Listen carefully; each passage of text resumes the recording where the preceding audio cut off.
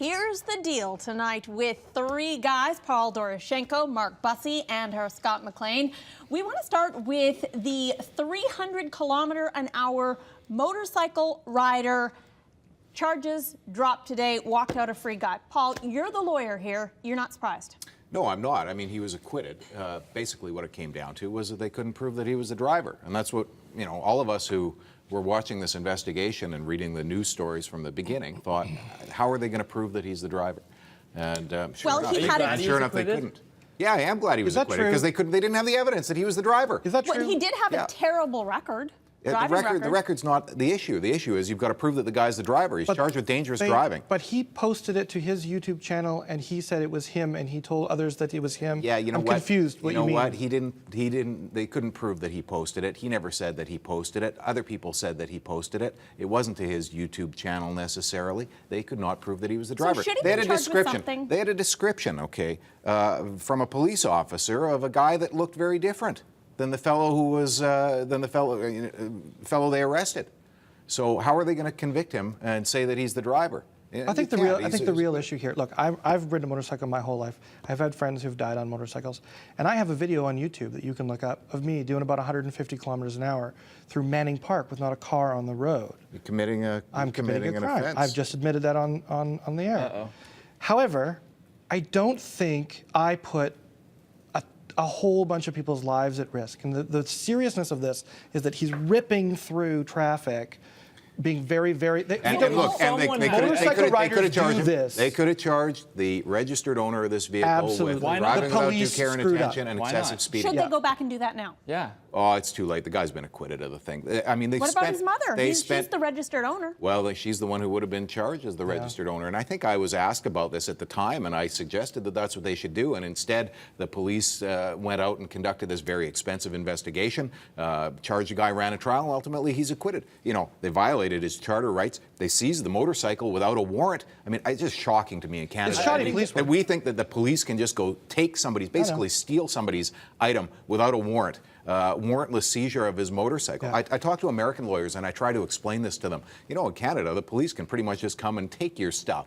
And nobody can believe it. It's just shocking. But not in this case, because that was one of the reasons that the judge dismissed the charges. Well, no, actually, the judge said, yeah, okay, it was a warrantless search and a warrantless seizure, but we're going to admit it because really it doesn't do a whole lot. And it did. The evidence was useless. I mean, the seizing the motorcycle, you knew beforehand it wasn't going to provide any evidence. I mean, it was a violation of his charter rights for sure, but they knew that it was not going to provide any evidence in any event, and it provided nothing. All right, let's move on to Timmy's versus the monarchy. Scott McLean has a prop here today. You just got taken from me. It looks like garbage, apparently. Even though that is the case, though, I'm still a Timmy's man. The monarchy serves very little purpose. I think most people will probably argue that. We all love the royal baby, but come on. Tim's is a cultural institution. Everyone remembers their dad showing up to the rink with a silo, watching their kids play hockey. It's a cultural institution. Road trips, Tim Hortons, so Tim Hortons is Canada. The monarchy we share with all those other countries. We don't share Tim Hortons. It was what is more Canadian, Tim Hortons or the monarchy? Now, interestingly enough, the overall report said that the monarchy was significant by 16% of the population, Tim Hortons by 13%. But in the age group of 18 to 24, that's where people said Timmy's trumped it. But so young people. Young people care about media and culture and the things that have been jammed at them that are cool and funky and help them have a sense of identity, places they go to. And of course, in small towns all across Canada, that's precisely where you go. Bingo. That's where you go. That is their identity. Does an 18-year-old give a flying fig about the Queen? Really? No, should any War of 1812? Mark, should any of us care about the Queen? Yes, I think we should. No, we live in Canada. That is our history. We live in, it's our history. It's long gone as far as I was. Should we be teaching kids about the value of tradition then? Yeah. We should be changing our tradition and becoming a republic. We should be rejecting the monarchy. At least I think that's arguably the case can be made. We really have no connection anymore to the monarchy. The young people are going to be the older people soon, Mark, and those people are not going to give a damn about the monarchy. They're going to care about whatever whatever they happen to care about at that time. And it happens to be it right now, Tim Hortons. And Great for Tim Mark, Hortons. there's nothing that Exactly. distinguishes the monarchy as Canadian as opposed to, you know, Australian or New Zealand or whatever. And it's what- not uniquely ours. It's sort of everyone's. It's not What Canadian. has the monarchy done for you, Mark? Tim Hortons gave us roll up the rim to win. You know, they brought us the Timbit.